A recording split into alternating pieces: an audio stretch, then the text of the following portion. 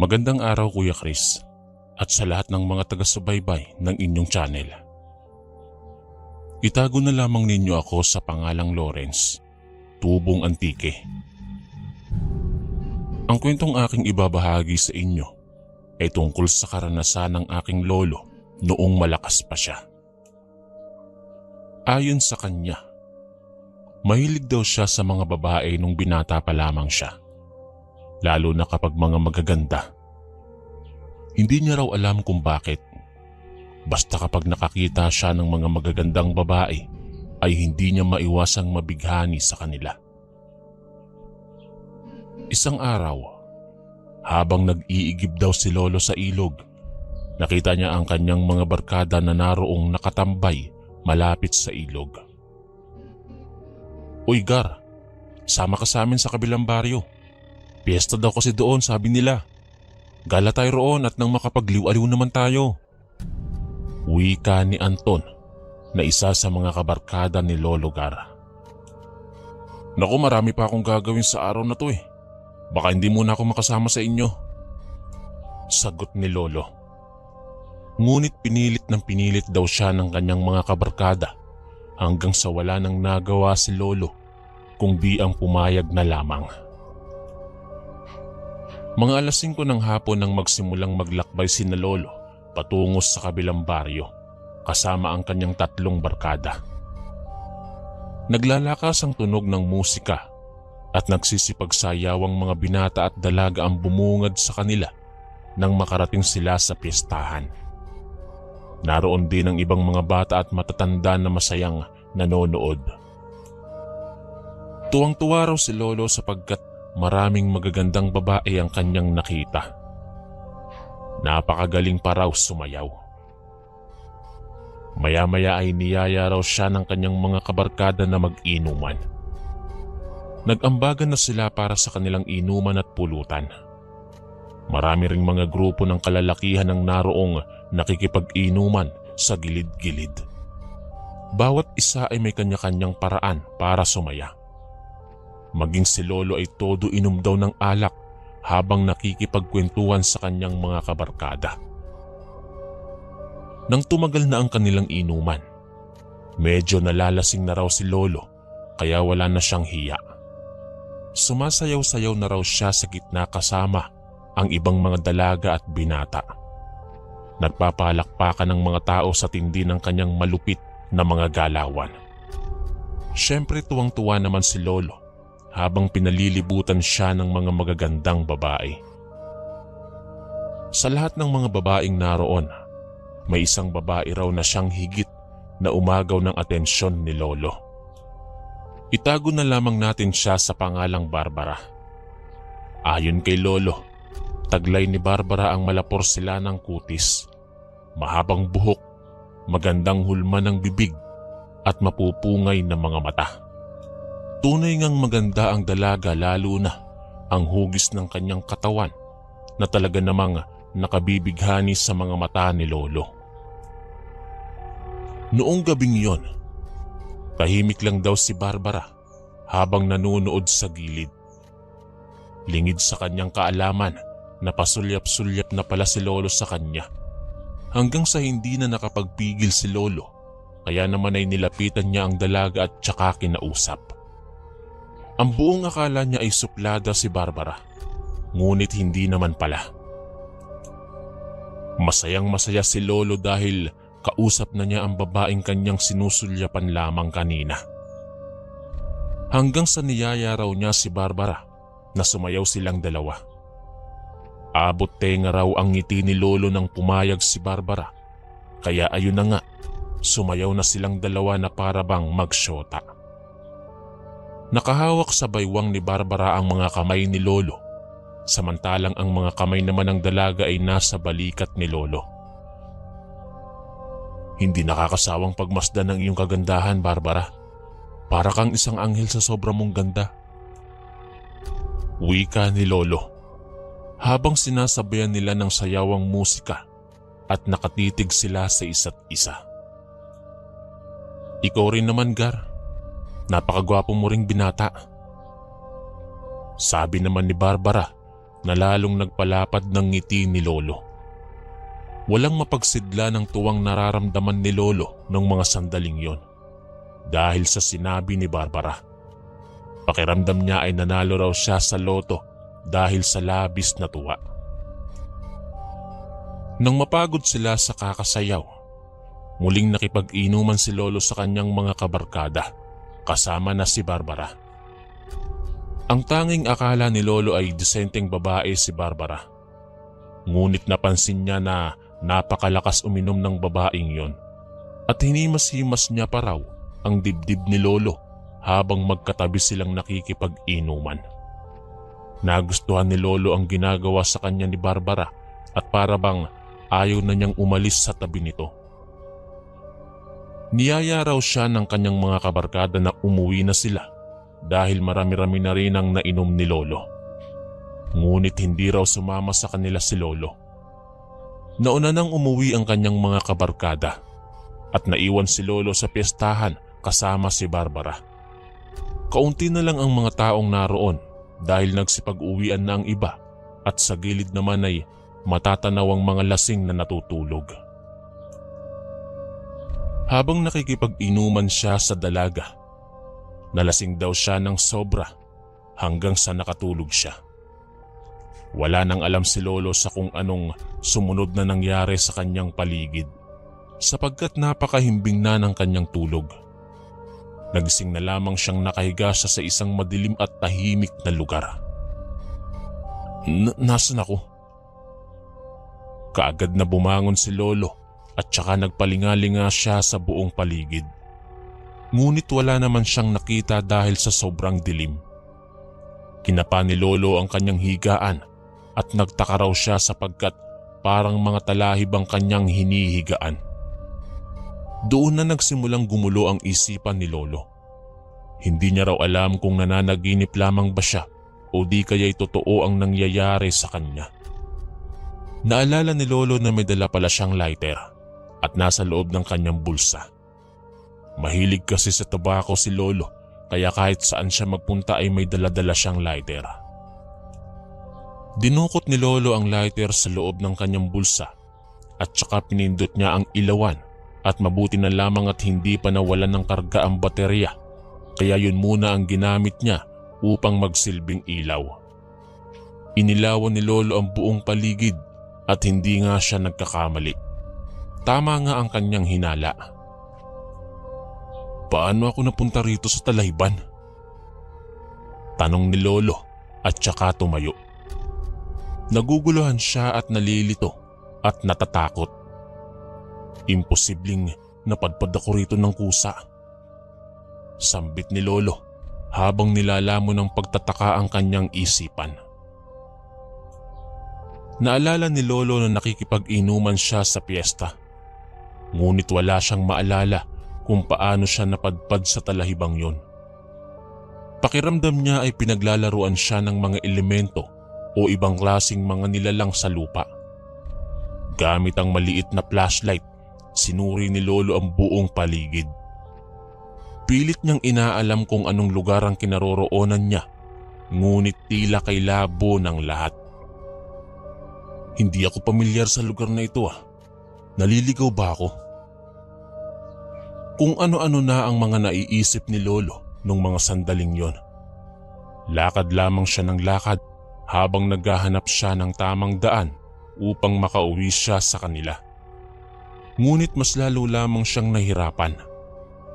Nakarating na siya sa kung saan saang damuhan, subalit hindi niya alam kung paano siya makakaalis sa lugar na yon. Magubat ang lugar na iyon at walang kabahay-bahay. Habang palibot-libot si Lolo, nakarinig siya ng kaluskos mula sa hindi kalayuan. Biglang napahinto si Lolo. Hinanap niya ang pinanggagalingan ng kaluskos na yon. May tao ba riyan? May tao ba riyan? Sigaw ni Lolo. Dahil habang tumatagal, mas lalong palakas ng palakas ang kaluskos. Hindi na naging komportable si Lolo sa lugar na yon at malakas ang kanyang kutob na may masamang mangyayari sa kanya. Napaiyak na si Lolo at hindi na niya alam kung ano pa ang dapat niyang gawin upang makatakas siya sa lugar na yon. Hindi niya alam kung saan ang daan pauwi sa kanila. Habang nagpapahinga si Lolo sa likod ng isang malaking puno, bigla siyang nakarinig ng huni ng baboy.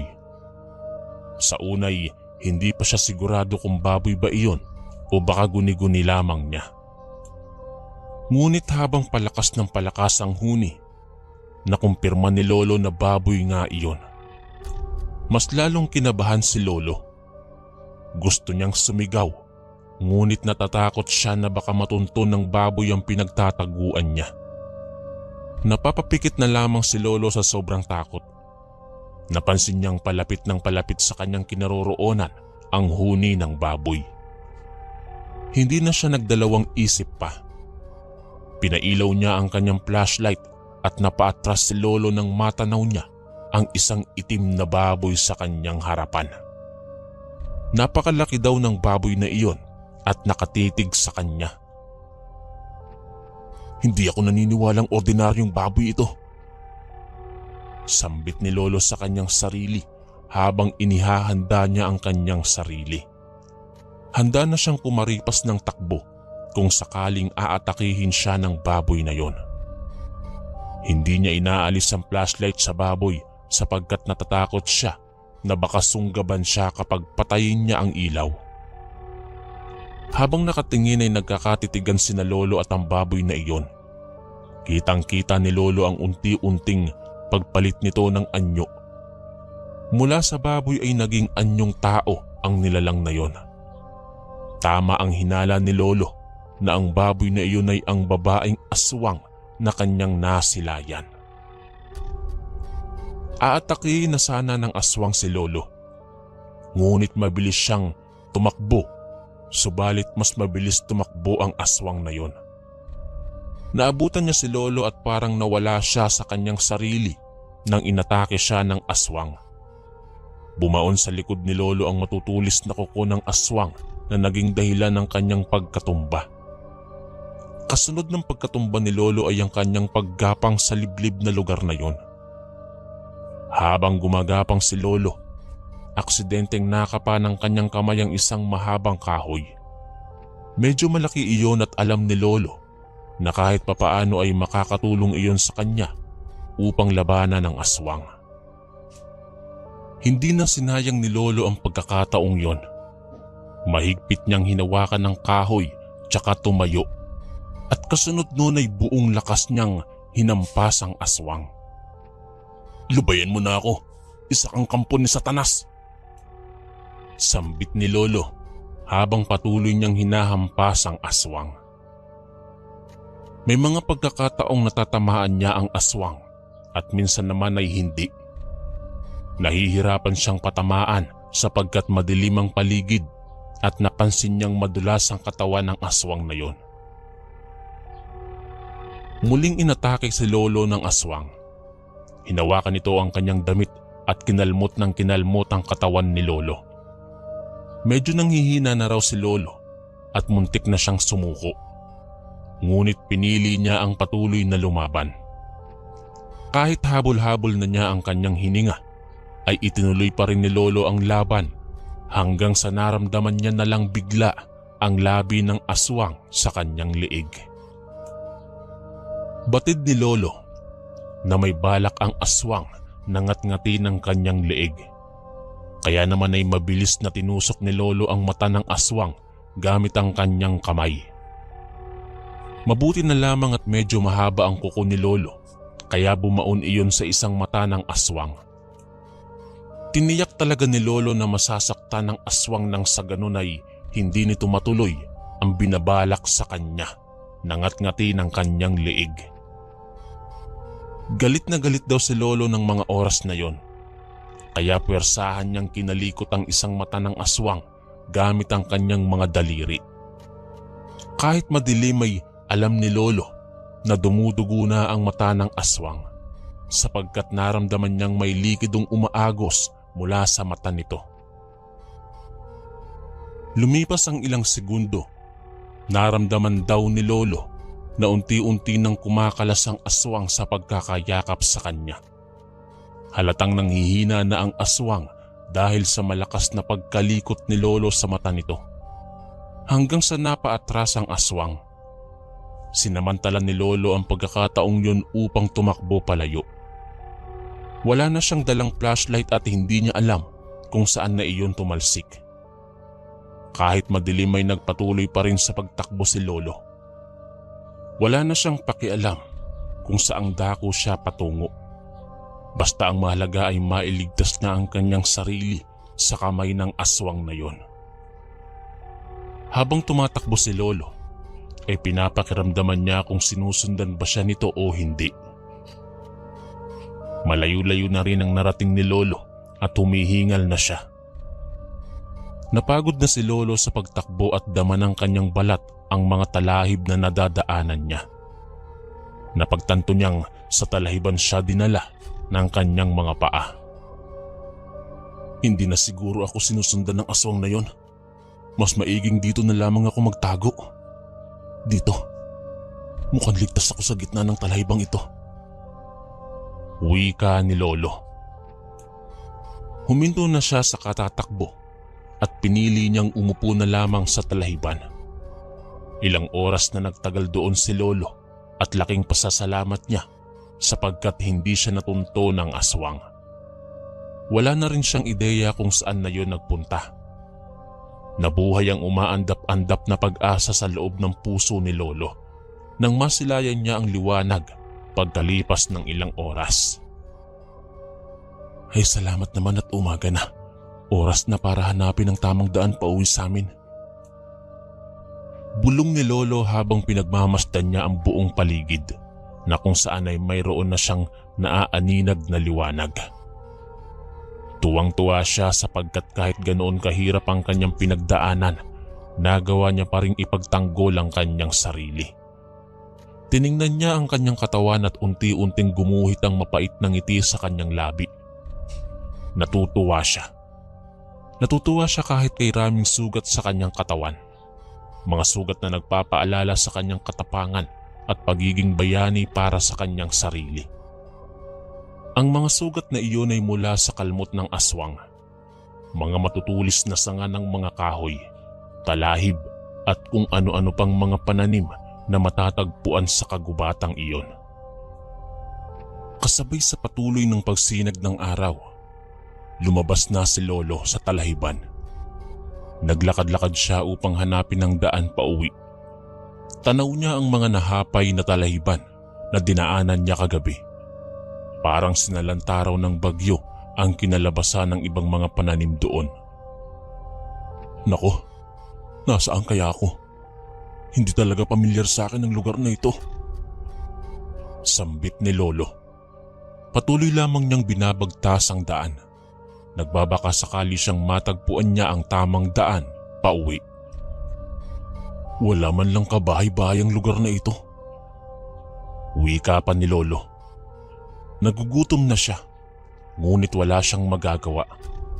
Wala siyang mahanap na pagkain sa kagubatang iyon. Maya-maya, nakakita si Lolo ng isang bahay. Maliit lamang iyon at gawa sa kawayan. Tanaw niya na parang may umuusok sa kusina ng bahay na yon. Tuwang-tuwa si Lolo sapagkat may mapagtatanungan na siya kung saan ba ang daan pauwi. Humakbang si Lolo palapit sa bahay na yon. Maya-maya ay isang babae ang kanyang nakita. Abala raw ang babae sa pagkuha ng dahon ng malunggay sa harap ng bahay nito. Nakatalikod ang babae kaya hindi niya napansin ang pagdating ni Lolo. Magandang araw po. Magandang araw po. 2 beses na binati ni Lolo ang babae. Ngunit hindi pa rin siya napansin nito. Hindi niya alam kung bingi ba yun o baka naman ay nagbibingi-bingihan lamang. Pinagmasdan ni Lolo ang babae at napansin niya na parang pamilyar sa kanya ang babaeng yun. Hindi ba't si Barbara to? Parehong-pareho sila ng buhok at hugis ng katawan. Bulong ni Lolo sa kanyang sarili. Pinagmamasdan niya ng maigi ang magandang dilag na yon. Oo, tama. Siya nga, si Barbara nga ang babaeng ito. Sambit ni Lolo. Napansin niya na parang pinipiga ni Barbara ang malunggay at inilalagay sa kanyang mata. Teka, anong nangyari sa mata niya? Doon na nagsimulang magtaka si Lolo at hindi siya nagkakamaling si Barbara nga ang babaeng yon. Kaya naisipan niyang tawagin ng dalaga sa pangalan nito. Barbara. Kasunod ng pagsambit ni Lolo sa pangalang yon, biglang humarap sa kanya ang babae. Laking gulat ni Lolo sapagkat tama siya. Si Barbara nga ang babaeng yon. Ngunit mas nakakagulat sapagkat namamaga ang kanyang mata. Siya ba ang aswang na tinusok ko ang mata gamit ang aking mga daliri kagabi? Tanong ni Lolo sa sarili niya. Kinakabahan na si Lolo habang tinatapunan siya ni Barbara ng masakit na tingin. Parang gusto siyang sunggaban ng dalaga. Halata ang labis na galit sa kanyang mata at muka. Tila siya'y isang mabangis na dragon na galit kay Lolo. Anong ginagawa mo rito sa pamamahay ko? Galit na tanong ni Barbara at saka kinuha niya ang kanyang matalim na itak. Akmang susugurin niya na sana si Lolo, subalit mabilis na kumaripas ng takbo si Lolo. Hinabol siya ni Barbara gamit ang itak, ngunit mas lalo pang binilisan ni Lolo ang kanyang pagtakbo hanggang sa malayo na ang kanyang narating. Hindi na siya naabutan ni Barbara. Hindi niya akalaing aswang pala ang babaeng kainuman niya nung gabing yon. Mapanlin lang ang kagandahan ng babaeng yon. Bulong ni Lolo sa gitna ng kanyang paglalakbay. Habang patuloy na tumatakbo si Lolo, nakakita siya ng isang magsasaka na abala sa pag-aararo. Hindi nagdalawang isip si Lolo na lumapit doon. Tinawid niya ang mga malawak na maisan hanggang sa nakarating siya sa kinaroroonan ng matandang lalaki. Magandang araw po. Magtatanong lang po sana ako sa inyo. Kung alam po ba ninyo ang daan patungo sa kalsada? Wika ni Lolo sa matandang lalaki. Saglit na huminto ang matanda sa pag-aararo at saka tiningnan niya si Lolo. Hinahanap mo ba ang daan papuntang kalsada? Ayun, diretsuhin mo lang ang daang yon at magtanong-tanong ka na lang sa mga tao. Medyo malayo pa kasi ang lalakarin mo patungo sa kalsada, pero huwag kang mag-alala. Marami namang bahay doon sa unahan. Tiyak na marami ka ring mapagtatanungan doon. Sabi ng matanda kay Lolo. Ganun ho ba? Sige po. Maraming salamat po. Sambit ni Lolo. Napansin niyang pinag-aaralan ng matanda ang kanyang katawan. Mula ulo hanggang paa. Napakunot pa ang noo nito habang pinapasadahan ng tingin si Lolo. Teka, saan ka ba nang galing at bakit marami kang sugat sa iyong katawan? Tanong ng matanda. Nanggaling po ako roon sa itaas. Sagot ni Lolo habang itinuturo niya sa matandang lalaki ang direksyon ng kagubatang pinanggalingan niya. Nako, bakit ka naman pumunta roon? Alam mo bang mapanganib ang lugar na pinuntahan mo? Nanlaki ang mga mata ni Lolo dahil sa sinabi ng matanda. Oo nga po tama ka. Mapanganib nga ang lugar na yon. Pero hindi ko po alam kung paano ako napadpad doon. Sa pagkakaalala ko, nakipag-inuman lamang ako sa isang babae roon sa piyestahan hanggang sa nalasing ako at nakatulog. Nagising na lamang po ako, nasa kagubatan na ako . Salaysay ni Lolo sa matanda. Nakipag-inuman ka kamo sa isang babae kagabi sa piyesta. Nako, nadali ka ng babaeng yon. Sambit ng matanda na ikinagulat naman ni Lolo. Bakit po? Anong mayroon sa babaeng yon? Usisa ni Lolo. Aswang ang babaeng yon. Nakatira siya sa kagubatang pinanggalingan mo. Mahilig siyang mangbiktima gamit ang kanyang kagandahan. Kaya sa susunod, mag-iingat ka sa babaeng nakakasalamuha mo sapagkat minsan, mapanlin lang ang ganda. Wika ng matandang lalaki. Oo nga, tama ang matandang yon. Nilinlang ng ganda si Lolo. Hindi niya lubos akalain na ang inakala niyang anghel ay isa palang demonyo. Pagkatapos ng usapan nila Lolo at ng matandang lalaki, nagpatuloy na si Lolo sa paglalakbay. Nagtanong-tanong siya sa mga kabahayang kanyang nadaraanan hanggang sa nakauwi siya sa kanilang bahay. Laking pasasalamat ng kanyang mga magulang na nakauwing buhay si Lolo. Maging si Lolo ay walang mapagsidlan ang tuwang kanyang nararamdaman. Ang tanging akala ni Lolo ay ligtas na siya. Ngunit sa tuwing sasapit ang gabi, nararamdaman niyang may kakaibang kaluskos sa kanilang bubong. Simula nang nangyari ang masaklap na kaganapang yon, palagi na lang nakaririnig si Lolo ng huni ng baboy sa labas ng kanilang bahay kapag sasapit ang gabi. Malakas ang kutob ni Lolo na si Barbara ang babaeng iyon. Tila ba hindi siya tinatantanan ng aswang dahil sa kanyang ginawa sa mata nun. Isang gabi, habang mahimbing na natutulog ang pamilya ni Lolo, muli na namang nakarinig si Lolo ng huni ng baboy. Wala naman daw silang alagang baboy, ngunit nakapagtataka kung bakit gabi-gabi ay may naririnig siyang tunog ng baboy. Halos hindi na makatulog si Lolo dahil sa takot. Ayaw niyang matulog sapagkat iniisip niya na baka gapangin siya ng aswang, lalo na't gawa lamang sa kawayan ng kanilang bahay. Habang tumatagal, napansin ni Lolo na palakas ng palakas ang tunog ng baboy. Maliwanag ang bilog ng buwan at iyon ang nagsilbing liwanag sa buong paligid. Hindi mapakali si Lolo nung gabing yon. Malakas ang kanyang kutob na parang may hindi kaaya-ayang pangyayari ang nagaganap sa labas ng kanilang bahay. Hindi niya napigilan ang kanyang sarili na silipin sa butas kung ano ang nasa labas. Nanindig ang mga balahibo ni Lolo nang matanaw niya sa maliit na butas ang isang itim na baboy na nasa labas ng kanilang bahay.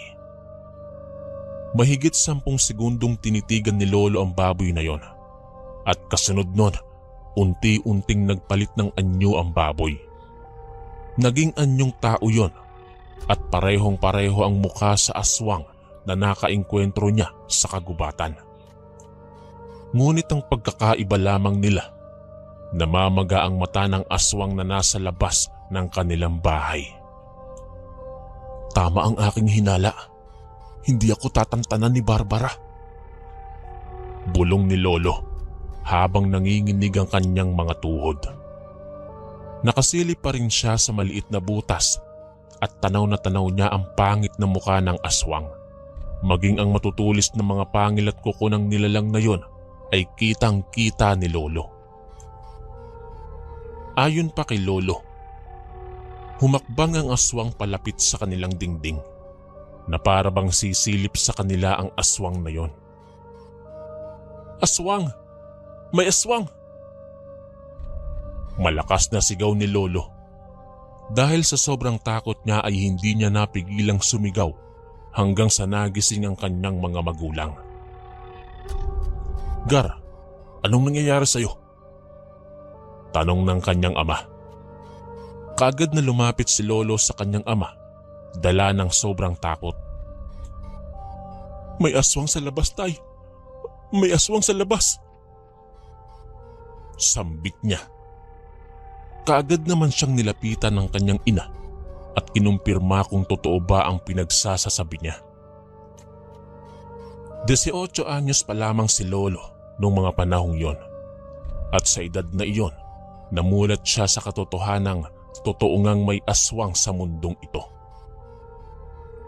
Lumabas ang ama ni Lolo upang tiyakin kung talagang aswang ba ang nakita ng kanyang anak.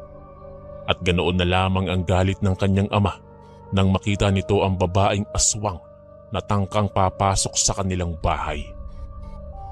Dala ang mutya ng linta. Buong tapang na sinugod ng ama ni Lolo ang nasabing aswang. Naghabulan sila ng aswang sa kung saan saang dako hanggang sa naglaban silang dalawa. Pinagtataga ng kanyang ama ang nilalang na iyon hanggang sa napatay niya ito. Sa tulong ng mutya ng linta ay nagapi ng kanyang ama ang kanilang kalaban. Nagapi niya ang babaeng aswang na kay hilig manlinlang.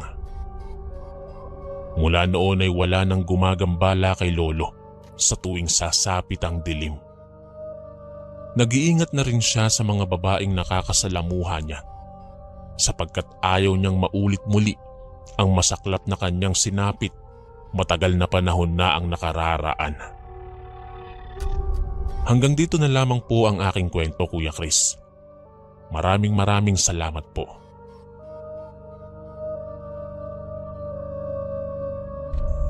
Naranasan niyo na ba ang makarinig ng boses na para bang tinatawag kayo ng isa sa mga kakilala niyo? Ngunit kasama mo naman ang taong yon. Ang paligid ay binabalot ng kababalaghan at misteryo. Puno ng mga nilalang na hindi pangkaraniwan. Guni-guni nga ba ito o likha ng mga masasamang elemento? Magandang araw, Kuya Chris, at sa lahat ng mga kaistorya na walang sawang sumusubaybay sa mga nakakapanindig balahibong kwento sa iyong YouTube channel. Ako po si Tristan, hindi ko tunay na pangalan. 28 taong gulang at kasalukuyang nakatira ngayon dito sa Pulo ng Panay. Ang kwentong aking ibabahagi ngayon ay patungkol sa isang nakatutuliro at kakilakilabot na istoryang hango sa totoong buhay. Taong 2005, nung naisipan namin ni Perlita ang magtungo sa isang natural park dito sa Panay upang mag-hiking at maligo na rin sa mga magagandang ilog. Si Perlita ay ang aking kasintahan. Masaya kaming nagtungo sa bundok na iyon at ninamnamang tunog ng kalikasan. Ako ang naging tagakuha niya ng mga larawan o litrato. Isa sa pinakanagustuhan naming lugar o lokasyon ay ang falls doon na talaga namang nakakaaliw, bunsod ng malinaw na tubig. Mahal, kuhanan mo nga ako ng picture. Dapat kita yung falls, ha? Sambit niya at saka gumawa ng iba't ibang posing. Ako naman itong todo hanap ng magandang anggulo at pindot ng pindot lang sa kamera. Habang tumatagal ay tila may natatanaw akong buhok at ulo na marahang umuusbong mula sa ilalim ng tubig sa bandang tabihan mismo ni Perlita. Pansamantala kong itinigil ang pagkuha ng larawan upang pukulan ng tingin ang kakaiba kong nakita. Kinusot ko pa ang aking mga mata upang kumpirmahin kung may kakaibang bagay ba sa tabi ng aking kasintahan.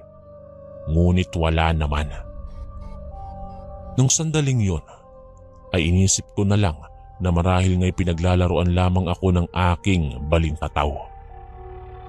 Mahal? Bakit? Anong meron? Pagtatakang tanong ni Perlita. Inilibot niya ang kanyang tingin sa kanyang paligid, ngunit wala naman siyang kakaibang napansin. Gumawa na lamang siya ulit ng isa pang posing na sinabayan ko naman ng pagkuha ng litrato. Nang itapat ko na sa kanya ang kamera, ay laking gulat ko noong makita kong may babaeng nakatayo sa kanyang tabihan. Upang malaman kung totoo ba ang aking nakikita, ay kinuhanan ko iyon ng picture.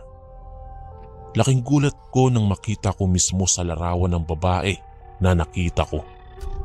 Kahawig na kahawig niya ang aking kasintahan. Nang mga oras na iyon ay batid kong may nakikipaglaro sa amin na masamang elemento. Muli kong hinawakan ng kamera na nakasabit sa aking liig upang tingnan kung talagang hindi ako namamalikmata. Doon ay nakumpirma ko ulit na may babae talaga sa tabi ni Perlita. Kamukhang kamukha niya pa. Patunay na may ibang nilalang na nakihahalubilo sa amin ng mga oras na yon. Nanindig ang aking balahibo at napaatras ako sa takot.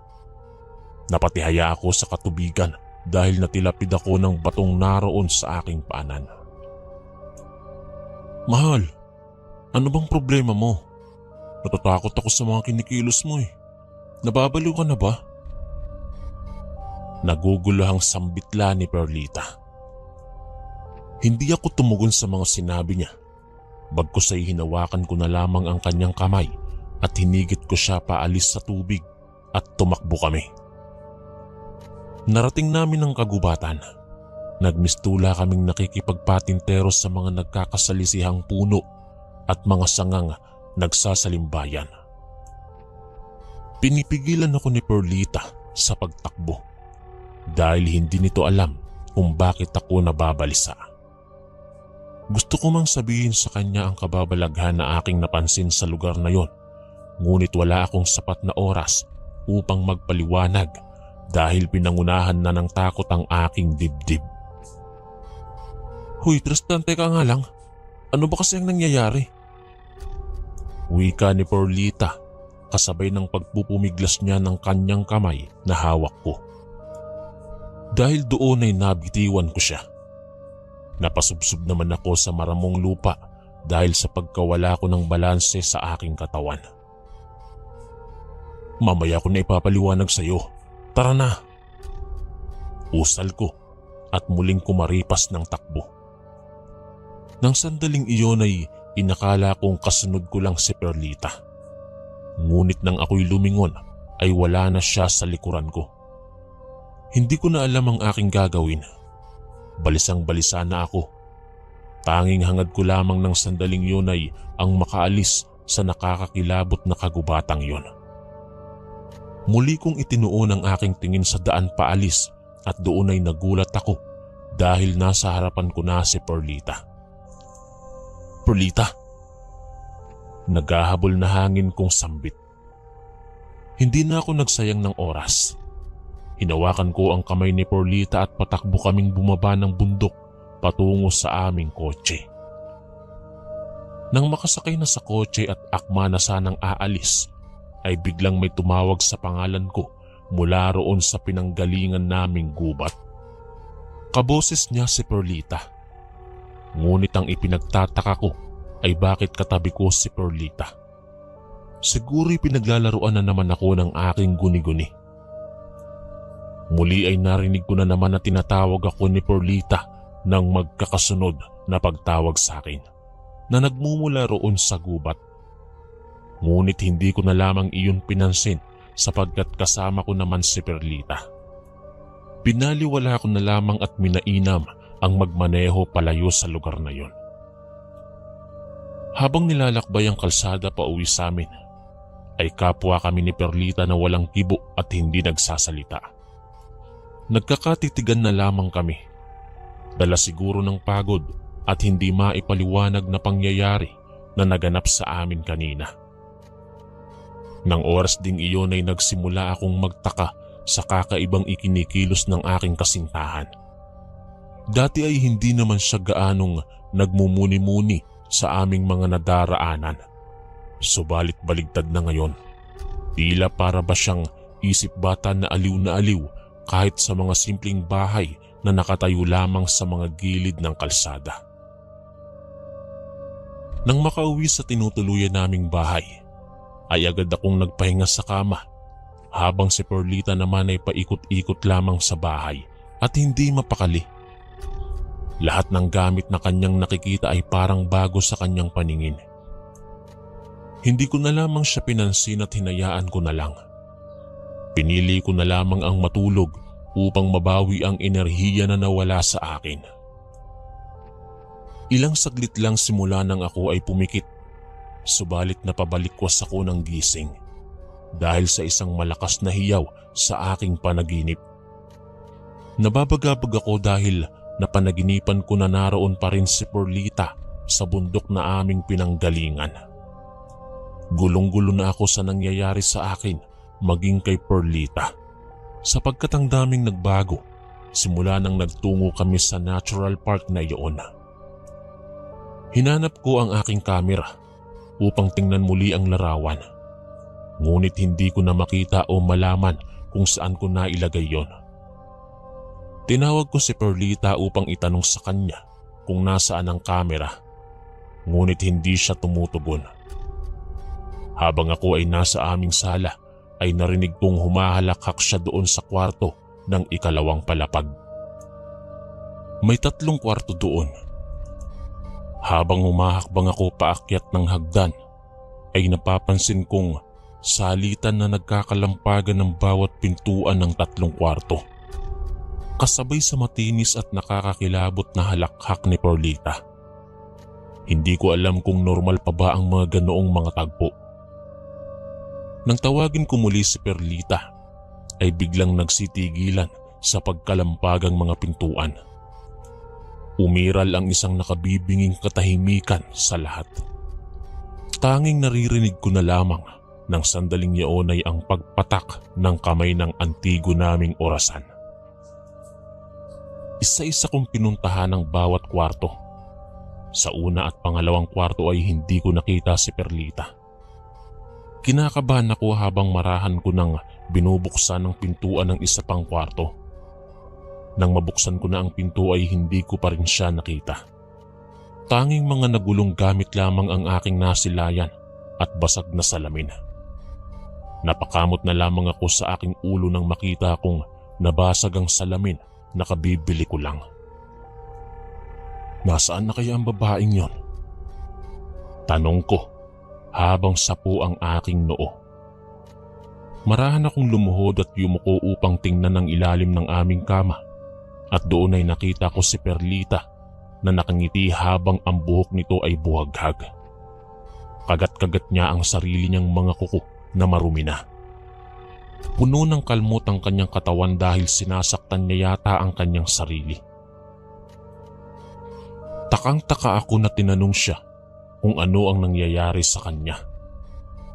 Inakma kong hawakan siya subalit ang agresibo niya kung kumilos. Agad siyang nakaalis sa ilalim ng kama at sunod na tumalon-talon naman sa higaan. Hindi rin nagtagal ay napaamo ko siya. Niyakap ko siya at sa hindi malamang dahilan ay pumatak na lang ang aking luha. Dahil hindi ko alam kung ano na ang nangyayari kay Perlita. Hindi ko kayang tignan na nagkakaganon siya. Pinaliguan ko siya at binihisan. Ginupitan ko na rin ang kanyang mga kuko upang hindi niya masaktan ang kanyang sarili. Isang gabi ay natagpuan ko na lamang siya na nakatulala na para bang may tinitingnan sa malayo. Habang pinagmamasdan ko siya ay kinabahan ako nang bigla siyang tumawa at lumingon sa aking direksyon. Umikot ang kanyang ulo na para bang walang nabaling buto sa kanyang liig. Hindi ko alam kung talent ba iyon ng kasintahan ko na noon lang niya ipinakita sa akin. Pero iba ang pakiramdam ko dahil nanlilisik ang kanyang tingin habang nakangiti. Tila ba gusto niya akong patayin o kainin? Nanginig ang aking mga tuhod. Naihakbang ko na lang paatras ang aking mga paa habang kinakalkula ko ang espasyo na aking maaatrasan. Tumayo si Perlita mula sa kanyang kinauupuan at tumakbang siya papalapit sa akin. May nakapa siyang kutsilyo sa mesa na labis kong ikinatakot dahil baka ay mapatay niya ako. Kinuha niya ang kutsilyo at nagpatuloy siya sa paglapit sa akin. Napadpad naman ako sa bintana at kaagad kong hinila ang kurtina, maging ang bakal na pinagsusuotan ng kurtina. Ginamit ko ang bakal upang magsilbi kong depensa laban sa agresibong si Perlita. Ikinumpas niya ang tangan na kutsilyo at sinimulang ipantaga sa akin. Sinalag ko ang kanyang pagsaksak gamit ang bakal na aking hawak. Sa hindi inaasahang pagkakataon ay nadaplisan ng kutsilyo ang aking braso. Gayunpaman ay hindi pa rin ako sumuko. Naglakas loob pa rin akong lumaban. Gamit ang kurtina ay nagawa kong maitali ang mga kamay ni Perlita upang hindi siya makasakit. Habang nakatali ay pinilit ko siyang pakainin ng hapunan. Sinusubuan ko siya gamit ang kutsara, ngunit dinuduran niya lang sa mukha ko ang pagkain. May oras din na nakagat niya ang aking mga daliri. Dahil doon ay hinayaan ko na lamang siya na magdamag na walang kain. Kinaumagahan ay napagpasyahan kong tumawag ng psychiatrist. Ang psychiatrist na ang pinapunta ko rito sa bahay dahil nahihirapan akong dalhin si Perlita sa labas dahil sobrang agresibo nito. Nang dumating ang psychiatrist ay lalong nagwala si Perlita. Inutusan akong pakawalan si Perlita dahil mas nagwawala raw ito dahil nasasaktan. Kaagad ko namang sinunod ang utos kahit nagdadalawang isip ako. Batid ko kasing magwawala lang si Perlita at baka ay mas mahirapan kami. Nang mapakawalan ko siya, ay agad na sinunggaban ni Perlita ang psychiatrist. Sinakal niya na parang galit na galit. Muntikan ng malagutan ng hininga ang doktor kung hindi ko hinampas ng bakal ang batok ni Perlita. Masakit sa kalagayan ko na sakta ng taong mahal ko, pero iyon lang ang nakikita kong paraan upang mapigilan siya. Agad na tumayo ang doktor at bakas sa mukha nito ang labis na takot. Nirekomenda niya na lang sa akin na ipasyal ko raw sa labas si Perlita upang mabawasan ang stress. Dahil kung sa bahay lang daw ito ay mas lalo lang nalalala ang kanyang sakit. Mahal, huwag ka magagalit ha. Mamamasyal tayo sa labas. Wika ko kay Perlita. Kumalma naman siya at maayos na sumama sa akin. Nang makasakay sa kotse ay hinigpitan ko ang seatbelt upang hindi siya makapagwala. Nagtungo kami sa park upang subukan na libangin siya. Mukhang epektibo naman ang pamamasyal namin dahil parang bumabalik sa normal ang kilos ni Perlita. Hindi na siya ganoon kaagresibo at nagawa ko siyang pansamantalang iwanan habang nagduduyan dahil bibili muna ako ng ice cream para sa aming dalawa. Manong, pabili nga po ng ice cream. Usal ko sa matandang tindero na naglalako ng ice cream. Bumili ako ng dalawa. Nagtataka ako dahil hindi inaalis ng matanda ang kanyang tingin kay Perlita na naroong nagduduyan. Manong, pabili pong dalawang ice cream. Muli kong usal dahil mukhang hindi ako narinig ng matanda. Kalaunan ay narinig niya rin ako. Dala ng kuryosidad ay nagawa kong itanong sa kanya kung bakit ang sama niya kong tumingin kay Perlita. Manong, may hindi po ba kayong magandang napupunas sa kasama ko? Tanong ko sa kanya. Yung babaeng nagduduyan ba ang tinutukoy mo? Nakikita mo rin siya? Tanong ng matanda. Hindi ko maunawaan ang ibig sabihin ng ilan niyang sinabi. Opo, siya nga po. Girlfriend ko po yun. Salaysay ko, ngunit parang hindi maipaliwanag ang ekspresyon ng matanda. Waring kinakabahan ito na natatakot. Iho, hindi tao ang kasama mo. Isa yung mapanlinlang na elemento na tumakas mula sa kagubatan. Salaysay ng tindero na labis kong ikinagulat. Muling nanariwa sa aking isipan ang araw na nagtungo kami ni Perlita sa kabundukan. Inabutan niya ako ng papel na kung saan ay nakasulat ang kanyang address. Isa akong albularyo. Maniwala ka sa akin. Puntahan mo lang ako sa lugar na ito kung desidido ka nang humingi sa akin ng tulong. Huling saad ng matanda bago ito umalis at nagpatuloy na naglako ng tinda niyang ice cream. Dahil doon ay paulit-ulit na sumasagi sa aking isipan na hindi si Perlita ang aking kasama. Halos 1 linggo ko na siyang nakakasama at sa loob ng 1 linggong iyon, hindi ko naramdaman ang dating Perlita na nakilala ko. Marahil ay tama ang matandang albularyo. Nang maihatid ko si Perlita pabalik sa bahay, ay pasikreto akong umalis ng bahay upang magtungo sa address na ibinigay ng matanda. Ngunit bago pa man yun ay nakita ko si Perlita na hawak ang aking kamera. Hiniram ko sa kanya ang kamera. Ngunit mula roon sa pangalawang palapag ay inihulog niya sa bintana ang kamera. Nagmadali akong tumakbo pababa at nilak ang pinto ng bahay. Nang makapanaog na ako upang kunin ang nahulog na kamera sa labas, ay nagulantang ako dahil naroon na si Perlita sa ibaba. Hawak na niya ang basag na kamera. Nakangiti siya sa akin habang ang kanyang mga mata ay nanlilisik ang tingin. Pwersahan kong inagaw kay Perlita ang kamera at mabilis akong sumakay sa aking kotse. Humarang siya sa aking dadaanan pero nakaya kong sagasaan siya dahil ang dami na niyang ibinigay na signos na hindi siya ang tunay na Perlita.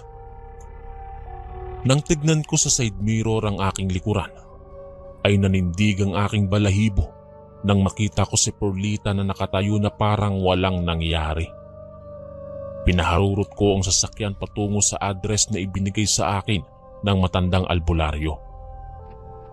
Nang marating ang bahay ay agad kong ipinakita sa matanda ang dala kong kamera. Isang tambal ang babaeng nakasama mo sa loob ng 1 linggo. Saad ng matanda. Ano po ang tambal? Nasaan ngayon si Perlita?